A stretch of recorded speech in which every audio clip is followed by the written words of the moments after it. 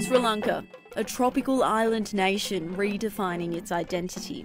Thousands of Australians travel here every year to experience the rich culture and picturesque beaches. But for the country's residents, this is a new era, a land of new opportunities. It's been 8 years since the end of a bloody and brutal civil conflict which lasted 26 years. This is also where my parents were born and where some of my family still resides. I've travelled here throughout my life, and for the first time it's clear that things are changing, especially for young women.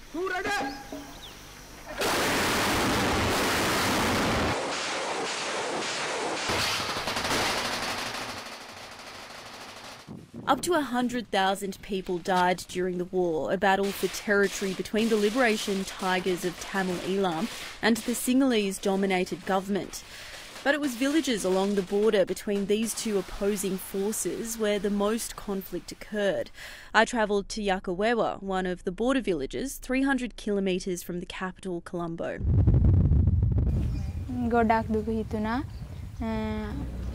පවුල ඔක්කොම නැති වුණාන් පස්සේ පවුල කට්ටිය නැති වෙද්දී ගොඩක් දුක හිතුණා. ගොඩක් කම්පනයක් ඇති වුණා ඒ වෙලාවේ. ඉතින් කරන්න දෙයක් නැහැ. ඒත් ඉතින් හිටියා එහෙම.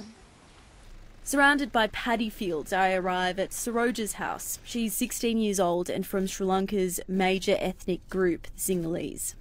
කොටි කාලෙබල තිබ්බා මේ පොඩි කාලේ ඉඳන්ම අපි කැලේ තමයි හිටියේ රැවල හැම කැලේට යනවා. හවසේදී හැමදාම කැලේට යනවා. ආය උදේ Saroja lives with her mum, the only surviving member of her family, after a devastating attack, which took her home from an unknown village to international headlines in 2006.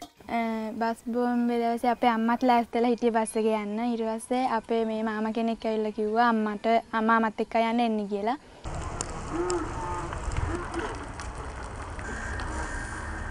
The Sri Lankan military blamed the LTTE for the attack, while the Tamil Tigers denied any involvement. More than 60 people died. ඊට පස්සේ මේ අපේ ඔක්කොමලාගේවා මිනිහෙම තියලා තිබ්බේ ඉස්කෝලේ මේන් hall එකේ.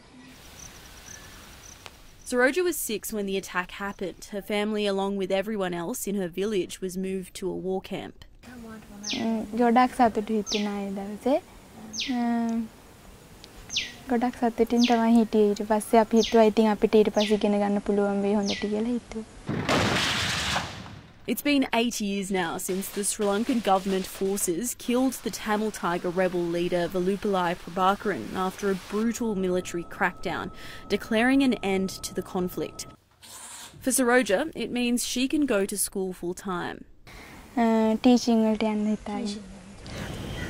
From the tiny remote border villages to the bustling streets of Colombo, more than 2 million people live here, and it's just become Ara Thajabdeen's new home.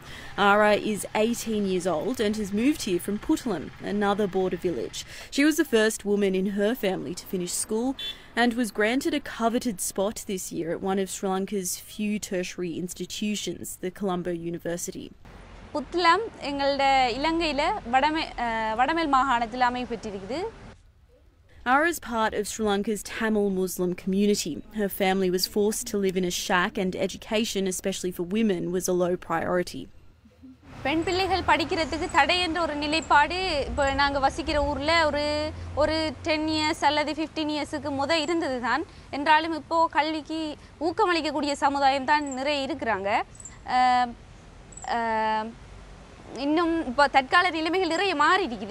Ara is now studying law. She says a non-for-profit called Room to Read helped her move on from life during the war to focus on her education. அதுக்காக வேண்டி சொல்லியே என்ற family ஒழுங்கமைக்கப்பட்டிருக்குது. அம்மா எப்பவுமே எனக்கு படிக்கிறதுக்கு சொல்லி ரொம்ப முயற்சி தருவா. Travelling here to Sri Lanka and seeing the impact of the war on the lives of Saroja and Ara has been particularly emotional for me. My family also lived through the Civil War, but they, like many other families, decided to migrate to Australia after many bombings here in the capital, Colombo. Being an active journalist, I might have faced serious threats if I was here during the worst time of the war. And many of my colleagues, large number of journalists and intellectuals were killed. My grandfather, who recently passed away at 94, saw the country go through British colonisation and civil war. And tragedy to come back again to a situation which was worse than colonialism. During colonialism, there was no bloodshed. Human lives became insignificant. But with the situation becoming very dangerous politically and otherwise, I thought that I will also join the family. A few months after my family migrated, I was born in Sydney. Sri Lanka is the place of my heritage, and while the distance between here and where I grew up is vast, there's no denying the connection I have with the women I've met here. Their focus is now on moving forward, and they want other young Sri Lankan women to do the same. தடைகள்னு சொல்கிறது உண்மையாக ஒரு பெரிய கஷ்டம்னு சொல்கிறதுக்கு இல்லை. அந்த தடைகளை எப்படி முகம் கொடுத்து அதாவது வருகிற தடைகள் சவால்களை எப்படி முகம் கொடுத்து வாழ்க்கையை வெற்றி பாதையில் கொண்டு போகணும்னு சொல்லி நம்ம அறிஞ்சிருக்கிறது நம்மளோட கடமை. කියන්න තියෙන කොච්තරම් බාධක තිබ්බත් ඒ අභියෝග තිබ්බත් ඒවට නොසැලී ඒව ජය ගන්න ඕනේ. ජයගෙන තමන්ගේ අභිමතය පරිදි වැඩ කරගෙන යනවා නම් ඒක කවදාවත් බැරි වෙන්නේ නැහැ.